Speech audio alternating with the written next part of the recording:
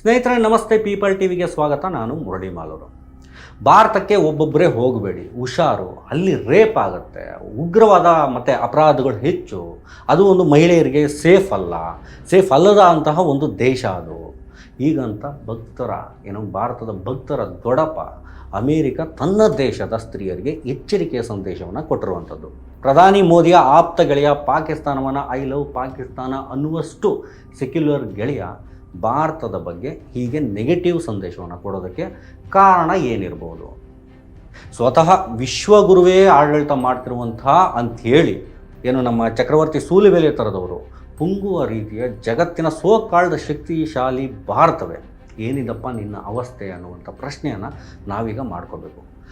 ಮೋದಿ ಎಂಥ ದೇಶವನ್ನು, ಎಂತಹ ಭಾರತವನ್ನು ಎಲ್ಲಿಗೆ ತಂದಿಟ್ಟಿಯಪ್ಪ ಅನ್ನುವಂಥ ಪ್ರಶ್ನೆಯನ್ನು ಸಹ ನಾವಿಲ್ಲಿ ಕೇಳಬೇಕಾಗತ್ತೆ.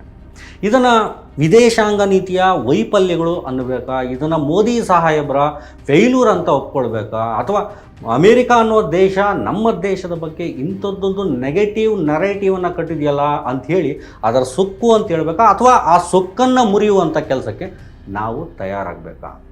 ಈ ಸರ್ಕಾರಕ್ಕೆ ಅಷ್ಟೊಂದು ತಾಕತ್ತಿದೆಯಾ? ತಾಕತ್ತು ಇಲ್ಲ ಅಂತ ಬೇರೆ ರಾಷ್ಟ್ರಗಳ ಎದುರು, ಅದರಲ್ಲೂ ಸಹ ಪಾಕಿಸ್ತಾನದ ಎದುರು ತಲೆ ತಗ್ಗಿಸಿ ನಿಲ್ಲಬೇಕಾ? ಏನು ಮಾಡೋಣ ಹೇಳಿ ಸ್ವಾಮಿ, ಯಾರಿಗೆ ಹೇಳೋಣ ನಮ್ಮ ಪ್ರಾಬ್ಲಮ್ಮು? ಯಾಕಂದರೆ ಅಮೇರಿಕ ಹಿಂಗೆ ಹೇಳಿದೆ ಅಂತಂದರೆ ಮೊದಲೇ ಬಕ್ರ ಆಗಿರುವಂಥ ಭಕ್ತರು ನಂಬೋದಕ್ಕೆ ಸಾಧ್ಯನೇ ಇಲ್ಲ ಭಾರತ ಹಿಂಗೇ ಇರೋದು, ಅಮೇರಿಕ ಹೇಳಿರೋದು ಸರಿ ಇದೆ ಅಂದರೂ ಕೂಡ ಇದೇ ಭಕ್ತರು ಅಮೇರಿಕವನ್ನು ಬಿಟ್ಟು ನಮ್ಮನ್ನು ಹಿಡ್ಕೊಂಡು ಹಗ್ಗ ಜಗ್ಗಾಟವನ್ನು ಮಾಡ್ತಾರೆ. ನಮ್ಮನ್ನು ದೇಶದ್ರೋಹಿ ಅಂತ ಕರೆದು ಸ್ಯಾಡಿಸ್ಟ್ಗಳ ಥರ ಒದ್ದಾಡ್ತಾರೆ. ಹೇಳಿ ಯಾರು ನೀವೇ ಜಸ್ಟ್ ಒಂದ್ಸಾರಿ ಹೇಳಿ. ಇಲ್ಲೊಂದಷ್ಟು ವರದಿಗಳಿದ್ದಾವೆ, ಅವನ್ನೆಲ್ಲ ನೋಡ್ಕೊಂಡು ಬರೋಣ ಬನ್ನಿ. ಅದಕ್ಕೂ ಮುನ್ನ ನೀವಿನ್ನೂ ನಮ್ಮ ಪೀಪಲ್ ಚಾನಲನ್ನು ಸಬ್ಸ್ಕ್ರೈಬ್ ಮಾಡಿಲ್ಲ ಅಂದರೆ ದಯವಿಟ್ಟು ಈಗಲೇ ಸಬ್ಸ್ಕ್ರೈಬ್ ಮಾಡಿ, ಹಾಗೆ ಬೆಲ್ ಐಕಾನ್ ಕ್ಲಿಕ್ ಮಾಡೋದನ್ನು ಮರಿಬೇಡಿ.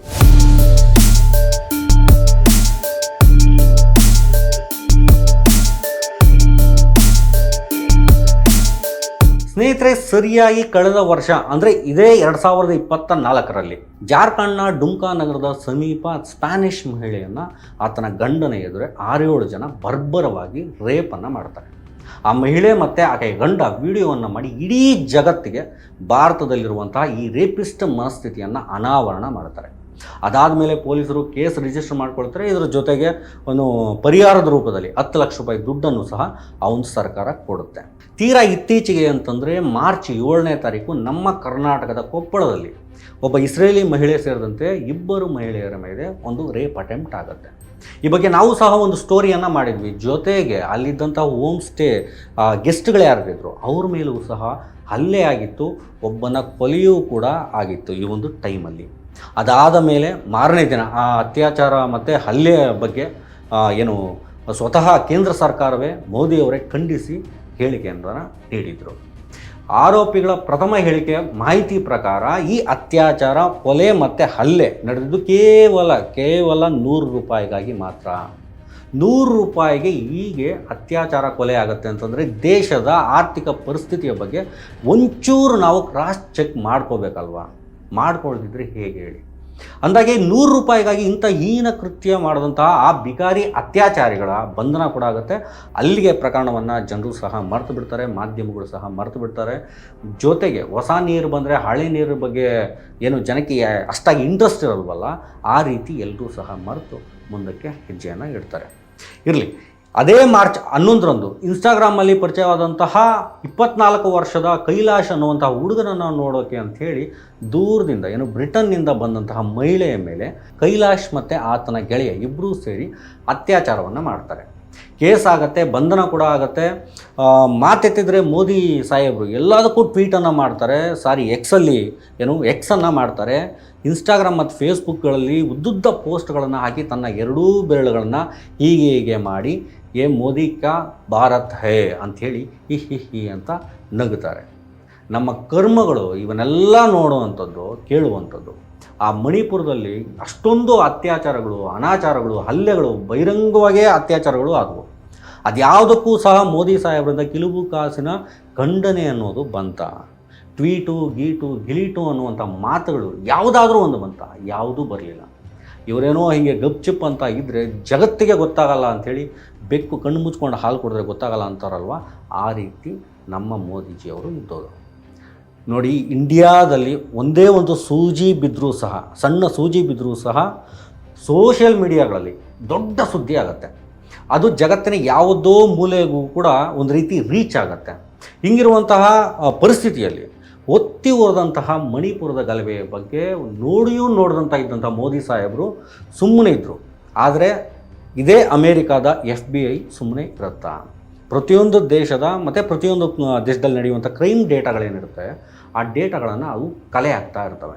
ಯಾಕಂದರೆ ಈ ಟೀಮ್ ಏನಿದೆ, ಆ ಟೀಮ್ ಆ ಮಟ್ಟಿಗಿನ ಒಂದು ಶಕ್ತಿಯನ್ನು ಪಡ್ಕೊಂಡಿದೆ. ಮತ್ತು ಅಮೇರಿಕಾ ನಾಗರಿಕರ ಮೇಲೆ ಅವ್ರಿಗಿರುವಂತಹ ಒಂದು ಕಾಳಜಿ ಯಾವ ರೀತಿ ಇದೆ ಅನ್ನೋದಕ್ಕೆ ಇದು ಒಂದು ಸಹ ಉದಾಹರಣೆ.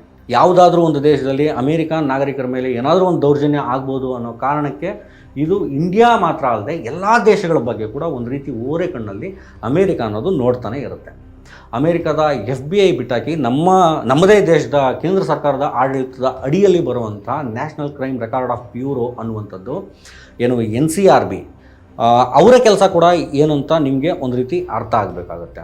ಭಾರತದ ಮೂಲೆ ಮೂಲೆಯಲ್ಲಿ ನಡೆಯುವಂಥ ಕ್ರೈಮ್ಗಳನ್ನು ಆಯಾ ರಾಜ್ಯಗಳ ಪೊಲೀಸ್ ಸ್ಟೇಷನ್ಗಳಿಂದ ಮಾಹಿತಿಯನ್ನು ಸಂಗ್ರಹಿಸಿ ಇಟ್ಕೊಳ್ತಾ ಇರ್ತಾರೆ. ಈ ಸಂಸ್ಥೆ ಹೇಳುವಂತಹ ಪ್ರಕಾರ, ಏನು NCRB ಸಂಸ್ಥೆ ಹೇಳುವಂತಹ ಪ್ರಕಾರ, ಪ್ರತಿ 16 ನಿಮಿಷಕ್ಕೆ ಒಂದು ಅತ್ಯಾಚಾರ ಅಥವಾ ಮೊಲೆಸ್ಟೇಷನ್ ಆಗುತ್ತೆ ಅನ್ನುವಂಥದ್ದು, ಅಥವಾ ಒಂದು ಹಲ್ಲೆ ಅಥವಾ ಕೊಲೆನೇ ಆಗುತ್ತೆ ಅಂತ ನಮ್ಮ ದೇಶದಲ್ಲಿ ನಡೀತಿದೆ ಅಂತ ಇವರು ಒಂದು ವರದಿಯನ್ನು ಕೊಡ್ತಾರೆ. ಅದು ಕೆಲವೊಮ್ಮೆ 16 ನಿಮಿಷದಿಂದ 8 ನಿಮಿಷಕ್ಕೂ ಇಳಿದಿರುವಂಥ ಉದಾಹರಣೆಗಳಿದ್ದಾವೆ ಅಂತಲೂ ಹೇಳುತ್ತಾರೆ. ಪರಿಸ್ಥಿತಿ ಹಿಂಗಿರುವಾಗ ಅಮೇರಿಕಾ ಮಾತ್ರ ಅಲ್ಲ, ಯಾವುದೇ ದೇಶವಾದರೂ ತನ್ನ ಪ್ರಜೆಗಳಿಗೆ ಇಂಥ ದೇಶಕ್ಕೆ ಹೋಗುವಾಗ ಸ್ವಲ್ಪ ಎಚ್ಚರದಿಂದ ಇರಿ ಅಂತ ಹೇಳುತ್ತೆ.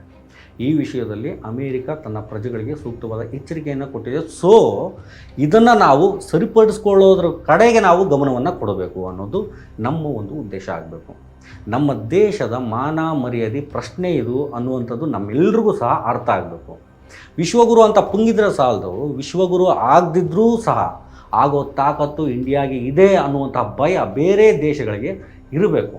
ಅದು ಅಮೇರಿಕಾನೇ ಆಗಲಿ ಅಥವಾ ಚೀನಾನೇ ಆಗಲಿ, ಯಾವುದೇ ದೇಶ ಆಗಲಿ, ಇಂಡಿಯಾಗೆ ಆ ಒಂದು ತಾಕತ್ತಿದೆ ಅನ್ನುವಂಥದ್ದು ಅವರಿಗೆ ಮನವರಿಕೆ ಆಗಬೇಕು. ಮತ್ತೊಂದು ವಿಷಯ, ಯಾವಾಗಲೂ ನೀವು ಕೇಳುವಂತಹ ಒಂದೇ ಒಂದು ಪ್ರಶ್ನೆ, ರೇಪ್ ಬಗ್ಗೆ ಏನೋ ಮಾತನಾಡ್ತಿದ್ದೆ, ಎಲ್ಲಾಗ್ತಿದೆ ರೇಪು, ಮತ್ತು ಭಾರತದಲ್ಲಿ ಉಗ್ರವಾದ ಅನ್ನುವಂಥದ್ದು ಎಲ್ಲಿದೆ ಗುರು? ಮತ್ತು ಮೋದಿ ಅಧಿಕಾರಕ್ಕೆ ಬಂದ ಮೇಲೆ, ಅಧಿಕಾರದ ಚುಕ್ಕಾಣಿಯನ್ನು ಹಿಡಿದ ಮೇಲೆ ನೆಕ್ಸ್ಟ್ ಮಿನಿಟ್ಟಿಂದಲೇ ಇಡೀ ಏನು ಭಯೋತ್ಪಾದನೆ ಅನ್ನುವಂಥದ್ದು ಪೇರಿ ಕಿತ್ತು ಪಾಕಿಸ್ತಾನಕ್ಕೆ ಪರಾರಿಯಾಗಿದೆ ಅಂತೆಲ್ಲ ವಿತಂಡವಾದಗಳನ್ನು ಈ ಭಕ್ತರು ಮಾಡ್ತಿರ್ತಾರೆ. ಅದರ ಜೊತೆಗೆ ಒಂದು ಸುದೀರ್ಘವಾದ ಪಟ್ಟಿಯನ್ನು ನಾವಿಲ್ಲಿ ಕೊಟ್ಟಿದ್ದೀವಿ. ನೀವು ಕಣ್ಣಿದ್ದರೆ ದಯವಿಟ್ಟು ಕಣ್ಣನ್ನು ತುಂಬಿಕೊಳ್ಳಿ.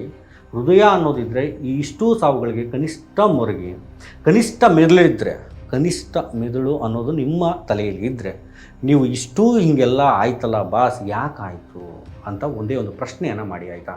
ಹಾಗೆಯೇ ಇವೆಲ್ಲ ಪ್ರಶ್ನೆಗಳನ್ನು ಮಾಡ್ತಾ ಪುಲ್ವಾಮಾ ಅಟ್ಯಾಕ್ ಮಾಡಿದ್ದು ಯಾರು ಅಂತ ಕನ್ಫರ್ಮ್ ಆಯಿತಾ ಈ ಒಂದು ಪ್ರಶ್ನೆ. ಅದರ ಜೊತೆಗೆ ಮೊನ್ನೆ ಪಹಲ್ಗಾಮಲ್ಲಿ 26 ಜನರನ್ನು ಬರ್ಬರವಾಗಿ ಕೊಂದ್ರಲ್ಲ, ಆ 4 ಜನ ಉಗ್ರರು ಅವರು ಎಲ್ಲೋದ್ರು ಅನ್ನುವಂಥ ಪ್ರಶ್ನೆ. ಅವರನ್ನು ಇನ್ನೂ ಯಾಕೆ ನೀವು ಹಿಡಿಯೋದಕ್ಕೆ ಸಾಧ್ಯ ಆಗಲಿಲ್ಲ ಅನ್ನುವಂಥ ಪ್ರಶ್ನೆಗಳನ್ನು, ಈ ರೀತಿಯಾದ ಪ್ರಶ್ನೆಗಳನ್ನು ಕೇಳಿ ನಿಮ್ಮ ಮೆದುಳಿಗೆ ಒಂದು ಚೂರಾದ ಕೆಲಸವನ್ನು ಕೊಡಿ.